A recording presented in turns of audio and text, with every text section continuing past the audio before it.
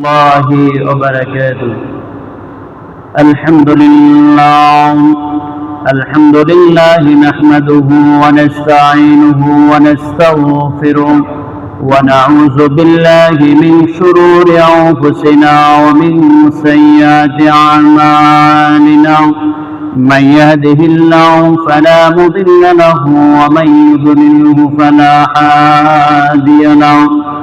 ونشهد أن لا إله إلا الله وحده لا شريك له. ونشهد أن سيدنا وسندنا وحبيبنا ومولانا محمدا عبده ورسوله الذي أرسله بالحق بشيرا ونذيرا وداعيا إلى الله بإذنه وسراجا منيرا. فقد قال الله تعالى في كلامه المجيد وفرقانه الحميد: أعوذ بالله من الشيطان الرجيم. بسم الله الرحمن الرحيم. وقضى ربك ألا تعبدوا إلا إياه وبالوالدين إحسانا. إما يبلغن عندك الكبر أحدهما أو كلاهما فلا تقل لهما أف ولا تنهرهما وقل لهما قولا كريما.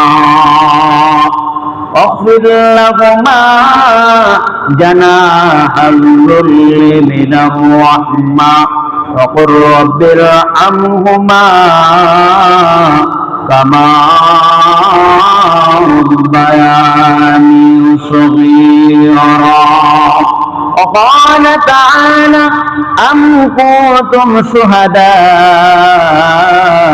إذ حضر يعقوب الموت إذ قال لبنيه ما تعبدون من بعد قالوا نعبد إلهك وإله آبائك إبراهيم وإسماعيل وإسحاق ويعقوب وإسماعيل وإسحاق إلها واحدا ونحن له مسلمون.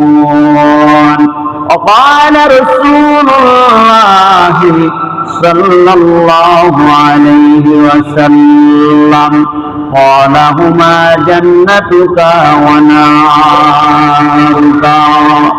عن أبي هريرة رضي الله تعالى عنه: إن الله وملائكته يصلون على النبي يا أيها الذين آمنوا صلوا عليه وسلموا تسليما. جل شكري اللهم صل على سيدنا وعلى آل سيدنا مولانا নবীন আমি শুনেছি চোখে নবী দেখলাম না। নবীন আমি শুনেছি চোখে নবী দেখলাম না। নবীর রওজা না দেখাইয়া মরণের দাগ দিও না।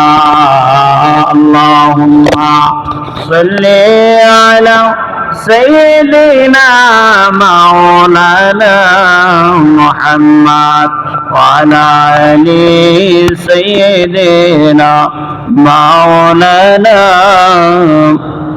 আল্লাহর বান্দা নবী উম্মত আমরা কতই ভাগ্যবান।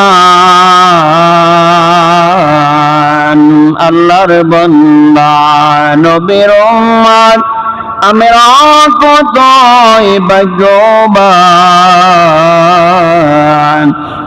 কাফির বেঈমান মানিয়া হইল তারা সর্বনাশ। আল্লাহুম্মা সাল্লি আলা সাইয়্যিদিনা মাওলানা মুহাম্মদ। জোরে পড়েন ওয়া আলা আলি সাইয়্যিদিনা। মনে হয় যেন রোজা আছে, কাফারে লা ইলাহা ইল্লাল্লাহ, কাফারে আল্লাহুম্মা সাল্লি আলা, মানে মনে হয় যেন দুর্বল হয়ে গেছে। কি একটা অবস্থায় যে রাসূলের নামে দরুদ পড়তে এটাও কৃপণতা হয় মুসলমান। আল্লাহর ঘরে আছে যে শক্তি দিয়ে যে আল্লাহ রাসূলের দরুদ পেশ করবে, এটা পর্যন্ত না, মুখে বাজি যায় আল্লাহুম্মা বাজি যায়। আল্লাহুম্মা সাল্লি আলা সাইয়্যিদিনা ওয়া আলা আলি সাইয়্যিদিনা। লা ইলাহা ইল্লাল্লাহ, লা ইলাহা, লা ইলাহা, লা ইলাহা, লা ইলাহা ইল্লাল্লাহ, লা ইলাহা ইল্লাল্লাহ, লা ইলাহা ইল্লাল্লাহ, লা ইলাহা ইল্লাল্লাহ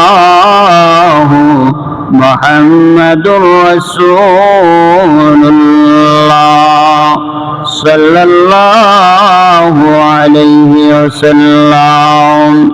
আলহামদুলিল্লাহ, আল্লাহ সুবহানাহু ওয়া তাআলার দরবারে লাখ কোটি শুকরিয়া যে মহান রব্বুল আলামিন আজকে আমাদেরকে পবিত্র জুমার দিন শুক্রবার জুমার 2 রাকাত ফরজ নামাজ আদায় করার জন্য, আল্লাহর ঘরে আসার এবং বসার জন্য তৌফিক দিয়েছেন। এজন্য সকলে অন্তরস্থ থেকে কালিমাতুর শুকর আদায় করে আলহামদুলিল্লাহ।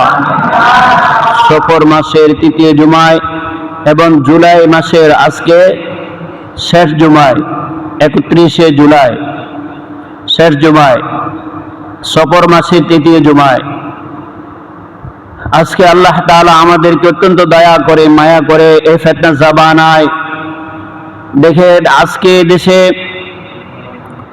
গুম হচ্ছে, খুন হচ্ছে, বিভিন্নভাবে জর্জরিত জুলুম, নির্যাতন, চুরি, ডাকাতি, জিনা, ব্যভিচার, নেশায় আসক্ত বিভিন্নভাবে মানুষ বিভিন্ন স্থায়ে ব্যস্ত। যে আল্লাহ তাআলা আমাদেরকে কিছু গোলামকে যাচাই করে বাছাই করে তার প্রিয় বান্দাদেরকে আল্লাহর ঘরে যে পবিত্র একটি দিন, বড় উত্তম দিন, জুমার দিন, মুমিন মুসলমানের জন্য শ্রেষ্ঠত্ব দিন শুক্রবার জুমার দিন, এই জন্য আমরা যারা আসতে পেরেছি আবার বলে আলহামদুলিল্লাহ।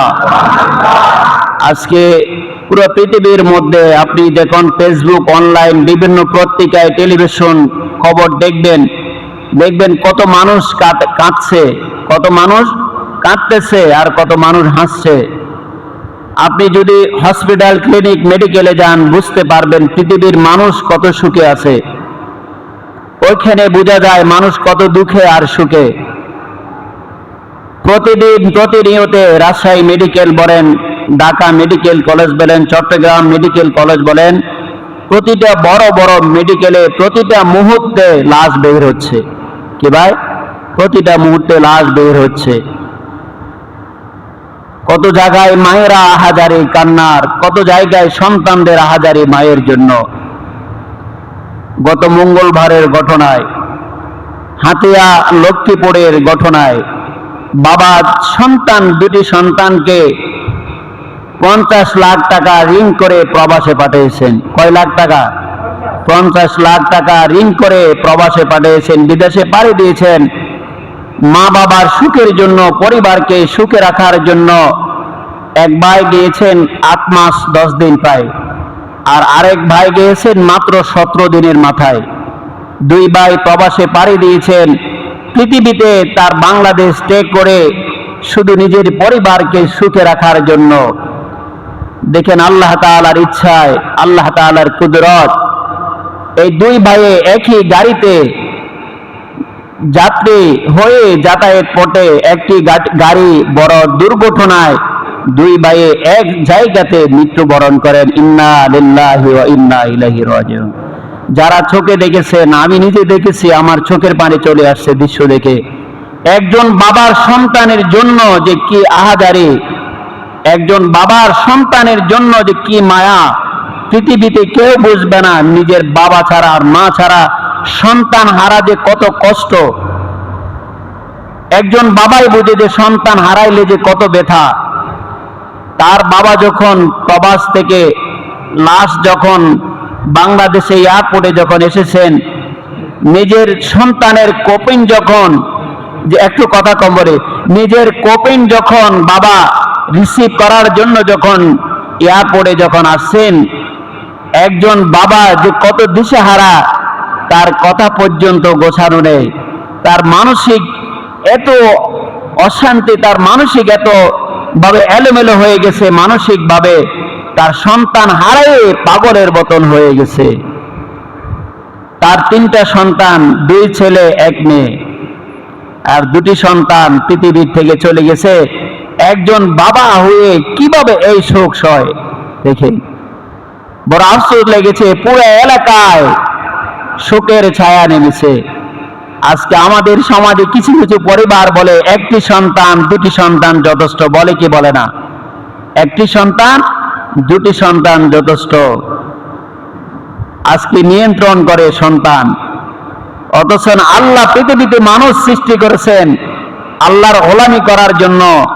যে রাসূল করিম সাল্লাল্লাহু আলাইহি সাল্লামের কাল কিয়ামতের ময়দানে শাফায়েত যার উসিলায় হবে, বলেছেন আমার উম্মত যখন কিয়ামতের ময়দানে সবচাইতে বেশি আমার উম্মত হবে, আমি আমার ওই উম্মতকে আমি কিয়ামতের ময়দানে তাদেরকে সুপারিশ করে নাজাতের উসিলা করে তাদেরকে নাজাতের উসিলা করে দেব। সুবহানাল্লাহ।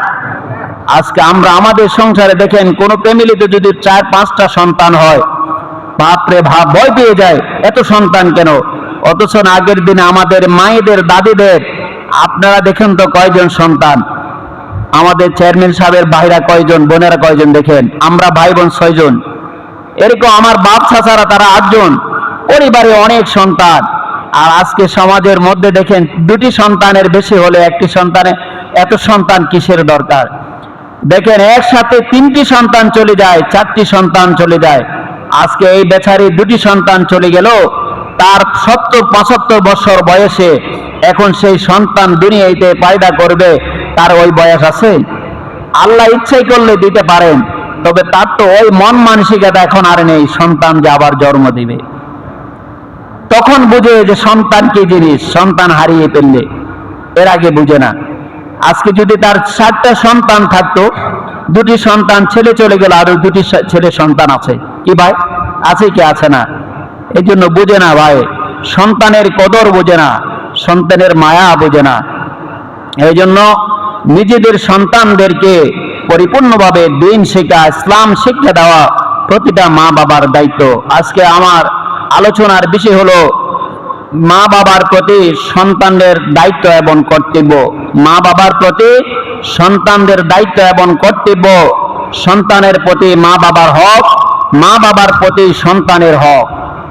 শুধু সন্তানের প্রতি মা বাবার হক হলে হবে না, সন্তানের প্রতিও মা বাবার কাছে হক আছে। আছে কি আছে না? আছে।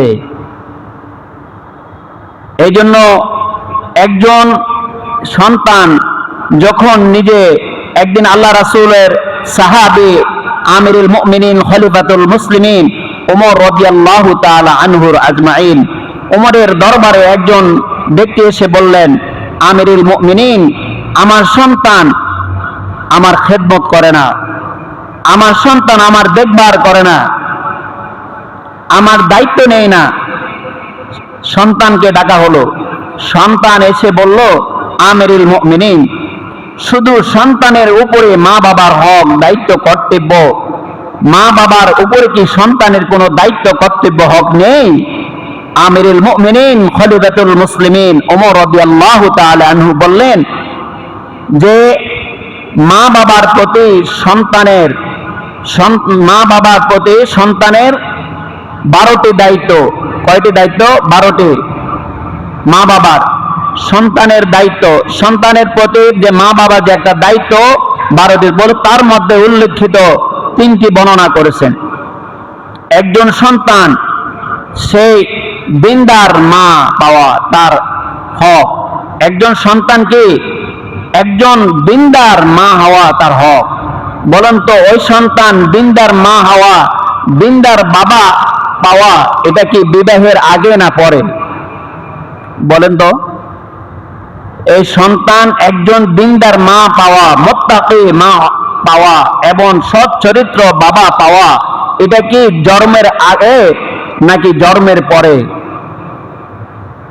কি বিবাহের আগে না বিবাহের পরে মা বাবার? বলেন, কে বলতে পারবেন? দেখেন, ইসলামিক জ্ঞান থাকার দরকার। একজন সন্তান একজন ধর্মীয়, একজন দিনদার মুত্তাকি মা পাওয়া, বাবা পাওয়া, এটা তার পৃথিবীতে জন্ম হওয়ার আগে, মা বাবার বিবাহের আগে পাওয়া তার 1 নম্বরে হক।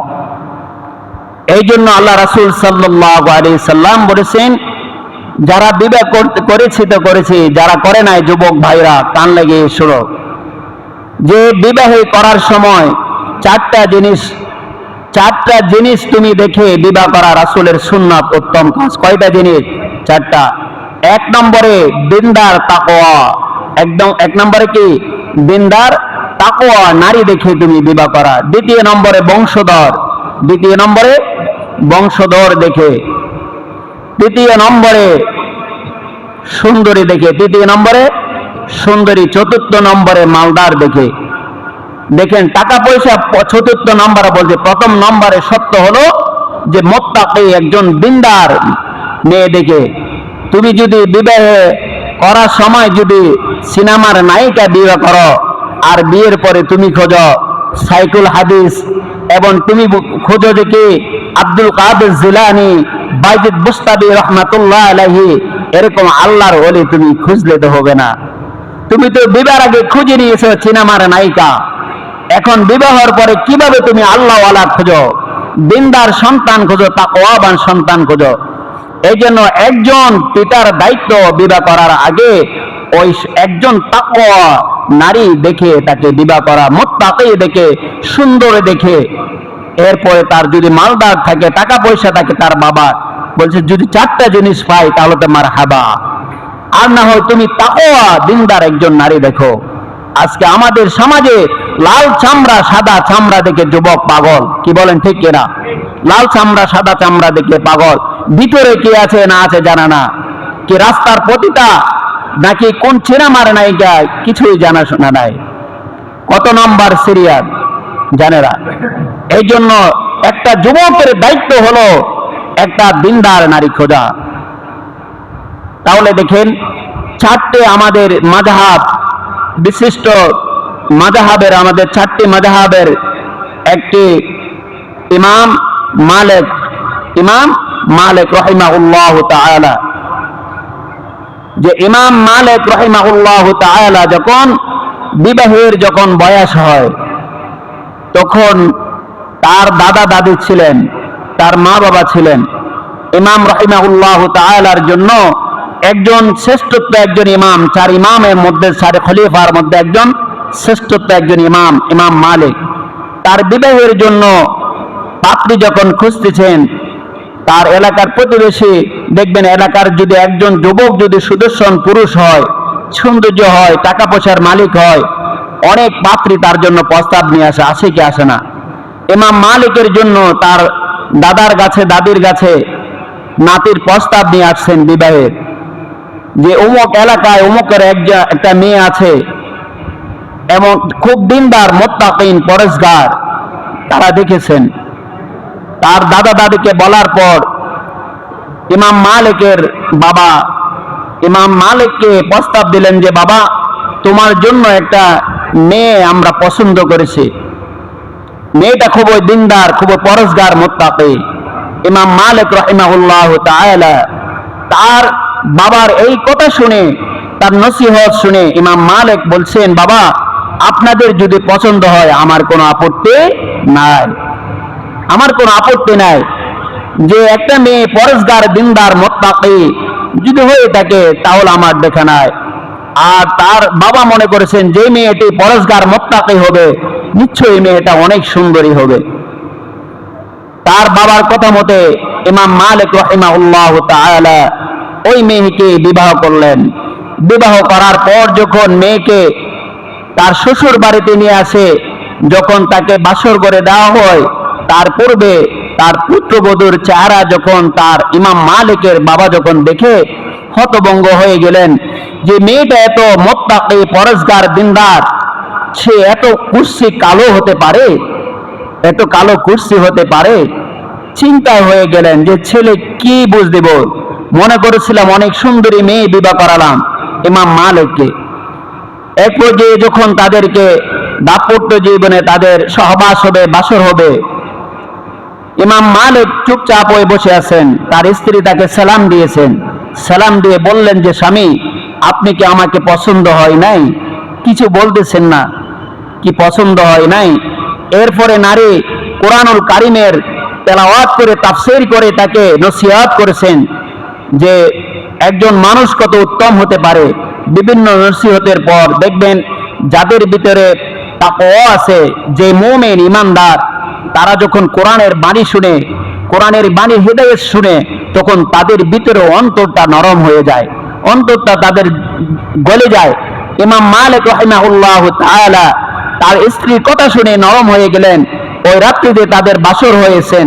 বাসর হওয়ার পর যখন সকালবেলা যখন হয়েছেন, ফজরের নামাজের পরে আবার স্বামী স্ত্রী দুইজন যখন সাক্ষাৎ হচ্ছেন, স্ত্রীর চেহারা যখন ইমাম মালিক রাহিমাহুল্লাহ তাআলা যখন দেখলেন, তখন তার নিজের ভিতরে এমন একটি চিন্তা এসেছে, মনটা খারাপ হয়ে গেছে যে স্ত্রীর সাথে সংসার করা যাবে না।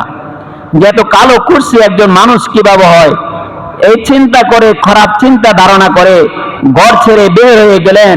প্রায় 18 থেকে কিতাবের মধ্যে সে 18-19 বছর পরে এলাকাতে ফিরছেন। কয় বছর পরে? 18-19 বছর পরে। এর ভিতরে সন্তান, তার ওরসের মধ্যে সন্তান জন্ম হয়েছেন। ইমাম মালিক রাহিমাহুল্লাহ তাআলার সন্তান পৃথিবীতে জন্মগ্রহণ করেছেন। একজন সন্তান যদি বয়স 18-19 বছর হয়, এই যুবকটা একটা সুদর্শন পুরুষ হয়, একটা জ্ঞানের অধিকারী হয়, হয় কি হয় না? ইমাম মালিক রাহিমাহুল্লাহ তাআলা যখন সে 18-19 বছর পরে যখন ফিরলেন এলাকার একটি মসজিদ, এলাকার অনেক কিছু পরিবর্তন হয়ে গেলেন।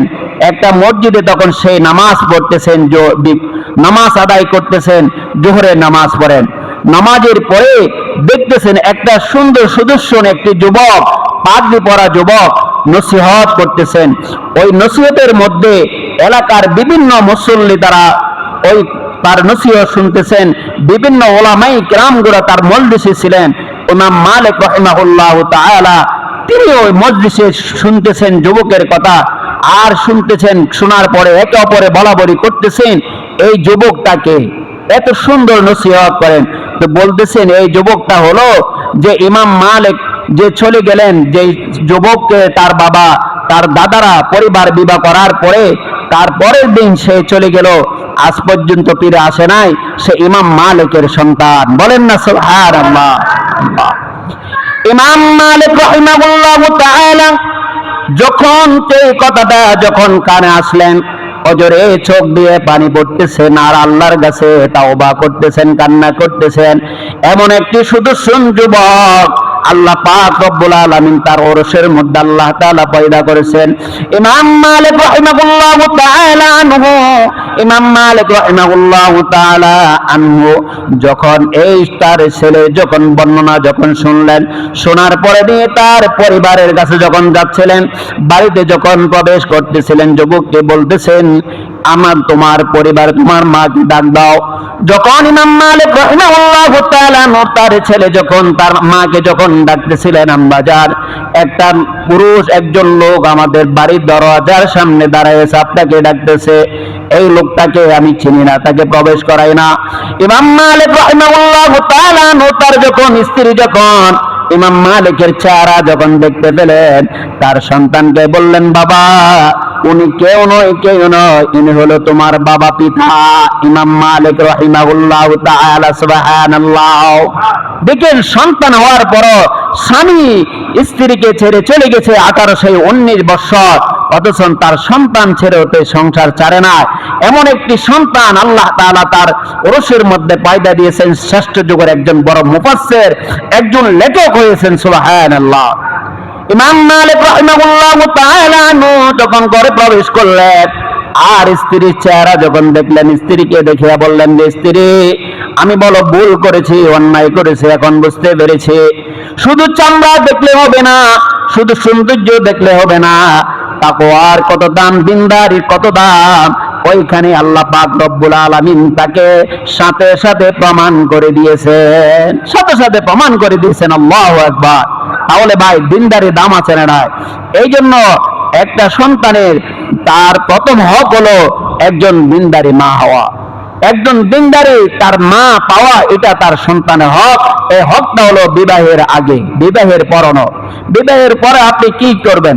আপনি তো আগে সিনেমার নায়িকা বিবাহ করে নিয়ে আসেন। এই জন্য দিনদারি যদি করেন, তাহলে আপনার সন্তান আপনি আশা করতে পারবেন মুফাসসির হবে, মুহাদ্দিস হবে, বিভিন্ন আল্লাহর ওলি হতে পারে।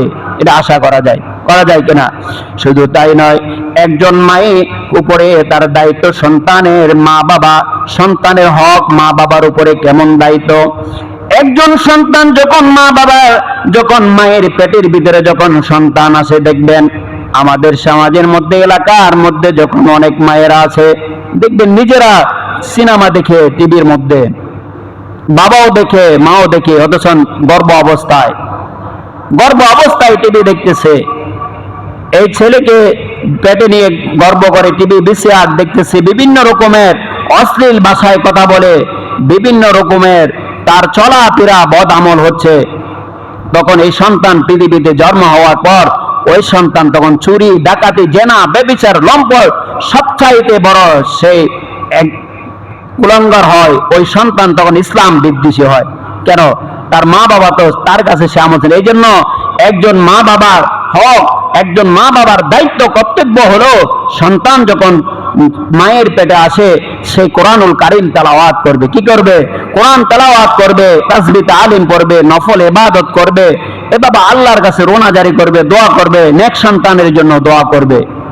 সন্তান দুনিয়াতে পয়দা হওয়ার পর দেখবেন যখন হাতে ধরা হয়, একটু বুঝ হয়, সন্তান সহ মা বাবা সহ সিনেমা দেখে একসাথে, বলেন সিনেমা দেখে বড় করে, ডাক্তার ইঞ্জিনিয়ার বাড়ায়, সুন্দর করে সন্তান নিজের মা বাবাকে বৃদ্ধাশ্রমে রেখে আসে। আসে কি আসে না? কি জন্য? আজকে মা বাবা তাকে দিন শিক্ষা দিতে পারে নাই, সুশিক্ষা দিতে পারে নাই। এই জন্য একজন মা বাবার দায়িত্ব, কর্তব্য নিজের সন্তানের উপরে 12টি হক। এরপরে মা বাবা, সন্তানের প্রতি মা বাবার দায়িত্ব, সন্তানের প্রতি মা বাবার দায়িত্ব, কর্তব্য কি আছে? এই জন্য মা বাবা যদি নিজের সন্তান যদি মা বাবার অবাধ্য হয়ে যায়, সন্তান যদি মা বাবার অবাধ্য হয়ে যায়, মা বাবার কথা যদি না শোনে, ওইখানে আল্লাহ তাআলা নারাজ হয়ে যায়। আপনি যদি বাইতুল্লাহ ঘরে যদি হজ করতে যান, ওই হজ আল্লাহ পাক কবুল করবে না, কবুল করবে না। কিতাবের মধ্যে এসে একটি ঘটনা, মুফাসসির ইকরাম একটা ঘটনা উল্লেখ করেছেন। আল্লাহর একজন গোলাম হজের মৌসুম যখন আসে, হজে যাবে, বাইতুল্লাহ ঘর তওয়াফ করবে, হজে যাবে। হজে যাওয়ার জন্য তার প্রেরণা, মনের মধ্যে বড় তাকওয়া, মনের মধ্যে বড় অহংকার। হজের মুছে আসার পর বৃদ্ধ মা ঘরে, বাবা দুনিয়াতে নাই। মাকে বলতেছে, মা আমি হজে যাব, আল্লাহর ঘর বাইতুল্লাহ ঘরে যাব, আমাকে বিদায় দাও। মা বলতেছে, বাবা আমি বৃদ্ধ মানুষ, অসুস্থ মানুষ, কোন দিন আমি মারা যাই বলতে পারি না, তুমি বাইতুল্লাহ ঘরে যেতে হবে না, তুমি আমার কাছে থাকো, আমার কেউ নাই। এভাবে একদিন 1 বছর চলে গেল। আবার আসলো হজের মৌসুম, আবার বলল, মা আমি এই বছর হজে যাব, আমাকে তুমি বিদায় দাও। বলছে, বাবা তুমি যেতে পারবে না, তুমি যদি চলে যাও আমি মারা যেতে পারি, তুমি আমাকে ছাড়া তুমি যেও না। এইভাবে একবার দুইবার নয়, কিতাবের মধ্যে সে 7 বার পর্যন্ত মায়ের কাছে 8 বার করেছে, মা আমাকে তুমি এবার শেষবারের মতন তুমি আমাকে বিদায় দাও, আমাকে হাওলা করে দাও, আমি হজে যাব। মা বলতেছে, রে বাবা আমাকে দেখবার করার কোনো সন্তান নাই, কেউ নাই, তুমি আমার একমাত্র সন্তান, তুমি যদি হজে যদি চলে যাও, আমি দুনিয়া থেকে মারা যেতে পারি, তাহলে তুমি আর হজ থেকে ফিরে আসিও, আমার মাকে তুমি দেখবা না। বাবা তুমি হজে যেতে হবে না, তুমি জেনে রাখো মায়ের চেহারার দিকে যদি একবার যদি কোনো সন্তান যদি নেক নজরে তাকায়, একটা কবুল হজের সব পাওয়া যায়, সুবহানাল্লাহ। যদি 10 বার যদি নেক নজরে যদি মায়ের চেহারার দিকে যদি তাকায়, 10টা কবুল হজের সব পাওয়া যায়। মা বিভিন্ন ভাবে সন্তানকে নসিহত করলেন। এক পর্যায়ে সন্তান বিরক্ত হয়ে মা বাবার কথা অমান্য করে, নিজের হজে যাওয়ার জন্য নিজের কাপড় চোপড় পোটলা নিয়ে যখন রওনা হচ্ছিলেন, তৎকালীন জমানায় কোনো প্লেনের ব্যবস্থা ছিল না, এরকম কোনো গাড়ির কোনো ব্যবস্থা ছিল না। ওই যুবকটা বৃদ্ধ মাকে ঘরের মধ্যে রেখে, তার প্রেরণা ছিল কিসের? মহব্বতের কারণে, বাইতুল্লাহ ঘরের মহব্বতের কারণে, আল্লাহর ঘর বাইতুল্লাহ ঘরের মহব্বতের কারণে বৃদ্ধ মাকে রেখে অন্য কোনো খারাপ কোনো উদ্দেশ্য না। তার বাইতুল্লাহ ঘর রাত্রে ঘুমাইতে গেলে আল্লাহর ঘর বাইতুল্লাহ ঘর দেখে, বারবার করে তার বাইতুল্লাহ ঘর রাসূলের রওজা মুবারক তাকে দেখায়। এই জন্য যুবকের অন্তরের মধ্যে ভালোবাসা জেগেছে। মা বাবার অবাধ্য করে অমান্য করে আল্লাহ ঘর বাইতুল্লাহ ঘরে হজে যাওয়ার জন্য রওনা হলেন। যাইতে যাইতে দেখতেছেন একটা জীর্ণ শীর্ণ একটা মসজিদ করেছেন। ওই যে মসজিদের মধ্যে যুবক নামাজ পড়লেন, নামাজের পরে হঠাৎ করে ঘুমায় পড়েছেন, ঘুম যাইতেছেন। আর ওই দিন রাতে এলাকার মধ্যে হঠাৎ করে চুরি হলো। এক ঘরের থেকে কিছু মালপত্র চুরি করে চোর বেটা নিয়ে গেল। কি নিয়ে গেল? চোর বেটা চুরি করে নিয়ে গেল। চুরি নেওয়ার পর যখন ওই চোরাকে যখন এলাকার প্রতিবেশীরা তারা দৌড়াচ্ছিল, ওই চোরা বেটা দৌড় দিতে দেখে হঠাৎ করে সামনে একটা মসজিদ বলল। কি করলো? চোরা বেটা মসজিদের মধ্যে ঢুকে গেল, তালা খোলা ছিল মসজিদের মধ্যে। চোরা বেটা মসজিদে ঢুকিয়া দেখতেছেন একজন লোক শুয়ে আছে, ঘুমাচ্ছেন। কি করলেন? তার চোরাকৃত মালগুলা ওই গুমওয়ালার ব্যক্তির পাশে রেখে চোরা বেটা চলিয়া যায়। এলাকার প্রতিবেশী চোরকে খুঁজতে খুঁজতে যখন মসজিদে দেখতেছেন একজন লোক শুয়ে আছে, আর তার পাশের মধ্যে চুরিকৃত মালগুলা আছে। দেখে তো বুঝতে পারলেন নিশ্চয়ই এটাই চোর, এটাই তো আমাদের মালপত্র। ওই চোরাকে যখন ডাকলেন, গুম যাওয়া ব্যক্তি উনি কি চোর নাকি হজের যাত্রী? বলেন, ঘুমে যাওয়া ব্যক্তি কি চোর না হজের যাত্রী? হজের যাত্রী। লোকটাকে ঘুম থেকে উঠালেন, টানা হেসরা করে তাকে বের করে নিলেন। এক পর্যায়ে এসলেও তাকে গণপিটানি দিবে। হঠাৎ করে একজন লোক বলল, তাকে গণপিটানি দেওয়া যাবে না, যদি এই লোকটাকে তোমরা যদি মেরে ফেল তাহলে আমরা আইনগতভাবে দণ্ডনীয়, আমরা অপরাধ হব, এই লোকটাকে মারা যাবে না। এলাকার চেয়ারম্যান আছে, মেম্বার আছে, এমপি আছে, তাদের কাছে নিয়ে যাও। এলাকার প্রতিবেশী কি করলেন? ওই হজের যাত্রী যুবকটাকে চোরাকৃত মালগুলা সহ বিচারকের কাছে নিয়ে গেলেন, চেয়ারম্যানের কাছে নিয়ে গেলেন। নিয়ে যাওয়ার পর তখন মালগুলা যখন দেখলেন, চোর সাব্যস্ত হয়ে গেলেন। এলাকার প্রতিবেশী বললেন, সেই শুধু চুরি করছে তাই নয়, চুরি করে একটা পবিত্র জায়গা মসজিদকে অপবিত্র করে দিয়েছে, এর শাস্তি তার কি হতে পারে? বিচারক চেয়ারম্যান সাহেব বললেন, সে প্রথম চুরি করেছে, চুরির জন্য তার হাত কাটা হবে। আর সেই চুরিকৃত মালগুলা নিয়ে মসজিদকে পবিত্র জায়গাকে অপবিত্র করেছে, এর জন্য তাকে জুতার মালা পরায়ে এলাকার মাঝে মানুষের দ্বারে দ্বারে তুমি বেড়াবে, আর এলান করে দিবে, কেউ যদি এরকম যদি চুরি করে, এই চুরিকৃত মাল নিয়ে যদি মসজিদে যদি পলায়ন করে, তাহলে তাকে এই পরিমাণ শাস্তি দেওয়া হবে। যুবকটাকে জুতার মালা পরে এলাকায় ঘুরাচ্ছে, আর একজন লোক মাইক দিয়ে এলান করতেছে, কেউ যদি এইভাবে যদি চুরি করো আর চুরিকৃত মাল নিয়ে যদি মসজিদে যদি প্রবেশ করো, পবিত্র জায়গাকে যদি অপবিত্র করো, তার জন্য এই শাস্তি দেওয়া হবে। এই কথা বলতে বলতে ওই যুবকটি তার হাত থেকে মাইকটা কেড়ে নিয়ে বলতেছে, এই কথা তুমি বলিও না, চুরিকৃত মাল নিয়ে মসজিদে যাওয়ার কারণে এই শাস্তি হবে। তুমি মাইকে এই কথা বলো, যে সন্তান নিজের মা বাবার অবাধ্য হয়ে, যে সন্তান মা বাবার অমান্য করে হজে যাবে, তার এই পরিমাণের সে শাস্তি ভোগ করবে। আল্লাহু আকবার, তার এই পরিমাণের শাস্তি ভোগ করবে। এই কথা বলতে বলতে এক পর্যায়ে ডুগরে যুবকটা চোখের পানি ছেড়ে দিলেন। যুবকটা চোখের পানি ছেড়ে দেওয়ার পর যারা তাকে নিয়ে আসলেন জুতার মালা পরা দিয়ে, আবার তারা চেয়ারম্যান সাহেবের দরবারে নিয়ে গেলেন। নিয়ে যাওয়ার পর বলতেছেন, কি সমস্যা হলো? যুবকটা কেঁদে কেঁদে বলতেছেন, ওগো চেয়ারম্যান সাহেব, আমি তো অন্যায় করি নাই, আমি কোনো চুরি করি নাই, ডাকাতি করি নাই, আমাকে খামাখা আমাকে শুধু শুধু আমাকে অপবাদ দেওয়া হয়েছে। আজকে দেখেন আমাদের সমাজের মধ্যে অন্যায় করে একজন আরেকজনের নামে দিয়ে দেয় কি দেয় না? একজন চুরি করলো, ডাকাতি করলো, চাঁদাবাজি করলো, আরেকজনকে অপবাদ দেয় কি দেয় না? বলতে আমি কোনো চুরি করি নাই, আমি এই ঘটনা আমার বৃদ্ধ মা বাড়িতে ছিল, 7 বার, 1 বার 2 বার নয়, 7 বার পর্যন্ত বাইতুল্লাহ ঘরে যাওয়ার জন্য চাইলাম, বৃদ্ধ মা আমাকে বাধা দিয়েছেন, যাইতে দেয় নাই। আল্লাহর ঘরে বাইতুল্লাহ ঘরে আকর্ষণের কারণে, মহব্বতের কারণে মায়ের কথা অমান্য করে আমি হজে যাচ্ছিলাম, আর আমি নামাজ আদায় করে হঠাৎ করে ঘুমাইছিলাম। এই অবস্থায় কে চুরি করলো, কে ডাকাতি করলো আমি জানি না, কে মালগুলা রাখলো।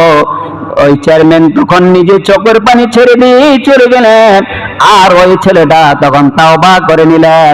দেখেন, একজন যুবক যদি নিজের মা বাবার অমান্য করে, যদি শুধু দুনিয়ার কোনো কাজ নয়, আল্লাহর ঘরে যদি বাইতুল্লাহ ঘরে যদি যেতে চায়, আল্লাহ পাক সেই দোয়া কবুল করবে না, কবুল করবে না। কি ভাই, ঠিক কিনা?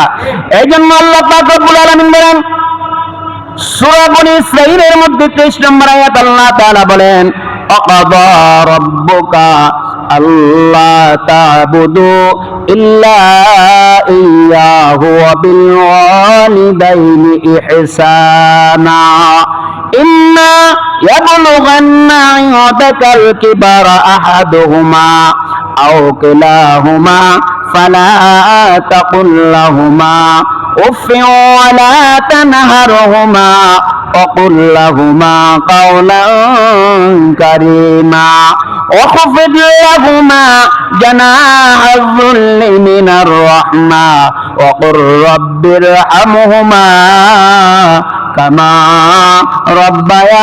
ربياني صغيرا الله أكبر আল্লাহ তাআলা বলেন, ওয়াকাদা রাব্বুকা আল্লা তা'বুদু ইল্লা ইয়াহু, যারা আল্লাহ তাআলার হুকুম আদায় করে, রবের হুকুম আদায় করে, যারা রবের হুকুম মতে চলে, ওয়াকাদা রাব্বুকা আল্লা তা'বুদু ইল্লা ইয়াহু ওয়া বিল ওয়ালিদাইনি ইহসানা, তোমরা তোমাদের মা বাবার সাথে তোমরা সৎ ব্যবহার করো, সৎ আচরণ করো, উত্তম আচরণ করো।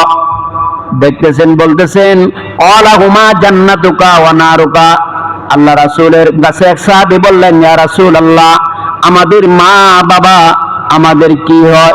বলতেছে, তোমাদের মা বাবা তোমাদের জান্নাত, তোমাদের মা বাবা তোমাদের জাহান্নাম। তোমাদের মা বাবা তোমাদের জান্নাত, তোমাদের মা বাবা তোমাদের জাহান্নাম।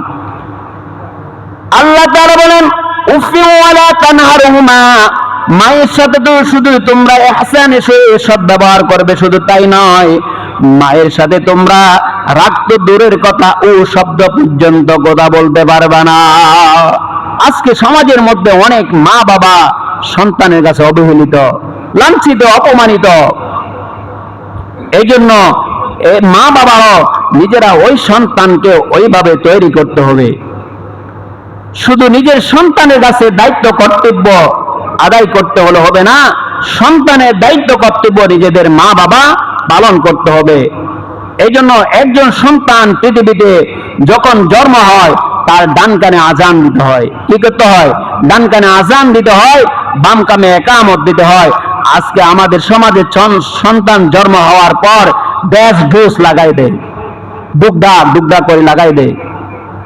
অথচ রাসূলের সুন্নাহ ডান কানে আজান দেওয়া, বাম কানে একামত দেওয়া এবং তার চুলগুলা কামাইয়ে মেপে তার পরিমাণ সোনা রূপা পরিমাণ আল্লাহর রাস্তায় দান করা। এটা হলো রাসূলের সুন্নাহ। 7 দিনের মাথায় সুন্দর একটি ইসলামিক ধর্মীয় নাম রাখা এবং 7 দিনের মাথায় সন্তানের আকিকা দেওয়া।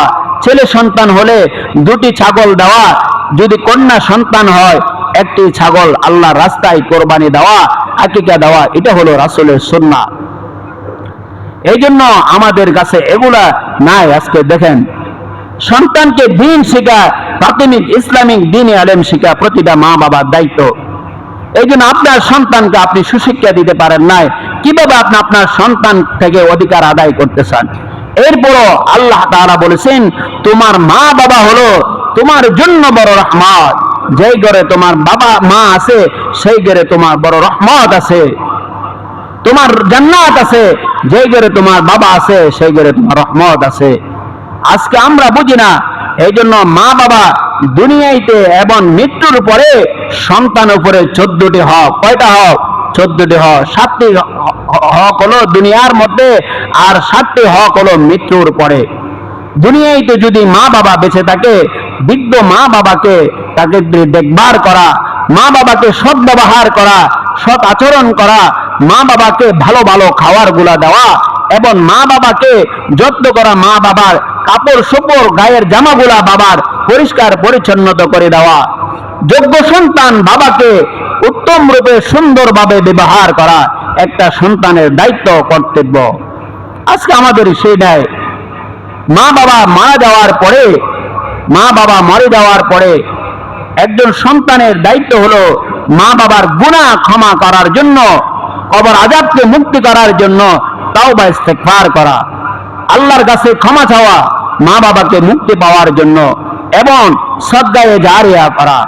মৃত্যুর পরে 3টে জিনিস থাকবে। কয়টা জিনিস? 3টা। 1 নম্বরে কোন ব্যক্তি দুনিয়া থেকে চলে গেলেন, সেই দুনিয়ার মধ্যে রেখে যাবে যদি কোনো নেক সন্তান যদি তার থাকে, এই নেক সন্তান তার মাগফিরাতের জন্য দোয়া করবে এবং তার জন্য সদকায়ে জারিয়া করবে। যদি কোনো সন্তানকে যদি দ্বীনি আলেম শিক্ষা দেওয়া যায়, আপনি যদি কাউকে দ্বীনি আলেম শিখান, ভালো কিছু শিখান, এর জাযা আল্লাহ তাআলা কিয়ামত পর্যন্ত আপনার আমলনামায় দিয়ে থাকবে। সুবহানাল্লাহ। আর দুনিয়াতে আপনি যে দান করে গেছেন মসজিদ, মাদ্রাসা, ঈদগাহ, বিভিন্ন প্রকার এতিম অসহায়দের মাঝে, এগুলা সদকায়ে জারিয়া আল্লাহ তাআলা আপনাকে কিয়ামত পর্যন্ত আপনার মা বাবার আমলনামায় পুষতে থাকবে। সুবহানাল্লাহ। এই জন্য ভাই, মা বাবার নামে হাদিয়া দেওয়া, মসজিদের ইমামদেরকে হাদিয়া দিয়ে দোয়া করা, বিভিন্ন গরিব অসহায়দেরকে মসজিদে দান করা, বিভিন্ন ভাবে দোয়া করা, এগুলা নিজের সন্তানের দায়িত্ব। একজন পৃথিবী থেকে মানুষ যখন চলে যায়, প্রতিটা মানুষের রূহ আলমে বারজাখের মধ্যে থাকে। কাল্লা ইন্না কিতাবাল আবরার লাফি ইল্লিয়িন। যখন মানুষ যখন নেক আমল করে, ওই ব্যক্তি রূহগুলা ইল্লিয়িনের মধ্যে রাখা হয়। কাল্লা ইন্না কিতাবাল ফুজ্জার লাফি সিজ্জিন। যে বদ আমল করে দুনিয়ার থেকে মারা যায়, তার আমলগুলা সিজ্জিনের মধ্যে রাখা হয়। এই জন্য ভাই, মৃত্যুর পরে তার রূহ পুরো পৃথিবীর মধ্যে ঘুরতেছে। একজন মানুষের রূহ পুরো পৃথিবী ঘুরতেছে।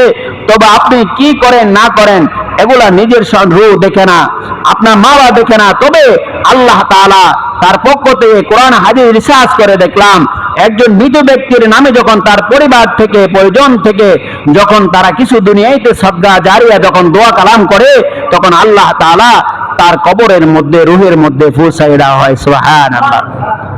এই জন্য পিতা মাতা মারার পরে যে তার সন্তানের কাছে যে মা বাবার যে প্রতিশ্রুতি, যে ওয়াদা গুলা থাকে, ওই ওয়াদা গুলা যোগ্য সন্তান আদায় করা তাদের দায়িত্ব। যে বাবা যে সম্পদ রেখে গেলেন, এই সম্পদ থেকে আল্লাহ রাস্তায় দান করা, এবং মা বাবার নামে আপনি কোরবানি দেওয়া, বিভিন্ন ভাবে হজ করা, এবং আপনি নিজে করবেন, মামা মায়ের নামে, বাবার নামে, দাদার নামে, দাদির নামে আপনি একজন মুত্তাকি দিনদার ইমানদার দেখে তাকে আপনি হজ করালেন তার নামের উপরে, এগুলা সদকায়ে জারিয়া, এগুলা দায়িত্ব। বাবা ঋণ করে গেছেন লক্ষ লক্ষ টাকা, যোগ্য সন্তান থাকা অবস্থায় বাবার ঋণ পরিশোধ করে নাই, মায়ের ঋণ পরিশোধ করে নাই, আপনার মৃত্যুর পরে আপনার সন্তান, যোগ্য সন্তান, যে আপনার সম্পদ আছে, সন্তানের যে সম্পদ আছে, ওই সম্পদ থেকে মা বাবার ওই ঋণ পরিশোধ করা সন্তানের উপরে ফরজ এবং দায়িত্ব।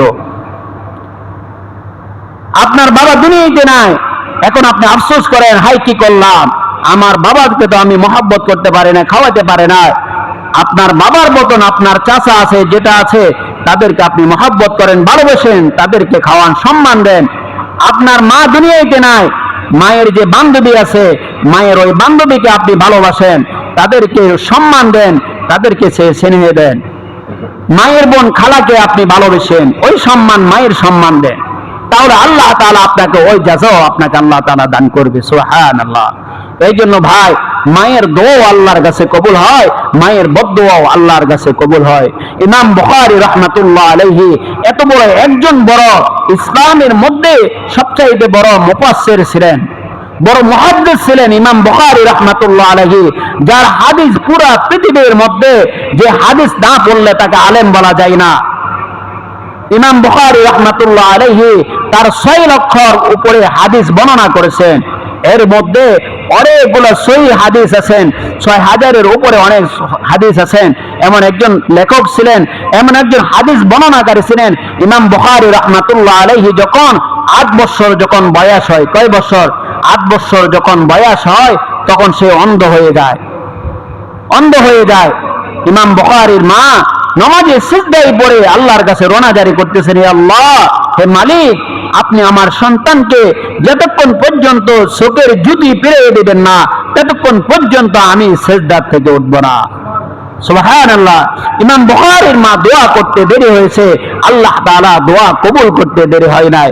ইমাম বুখারীর মা সিজদা থেকে যখন উঠলেন, ইমাম বুখারী 8 বছর বয়সে একজন ছোট্ট বাচ্চা মানুষ খেলাধুলা করতেছেন, দেখতেছেন বাচ্চার চোখ দুটি আল্লাহ তাআলা যদি আলো ফিরিয়ে দিয়েছেন। সুবহানাল্লাহ। কিসের দোয়ায়?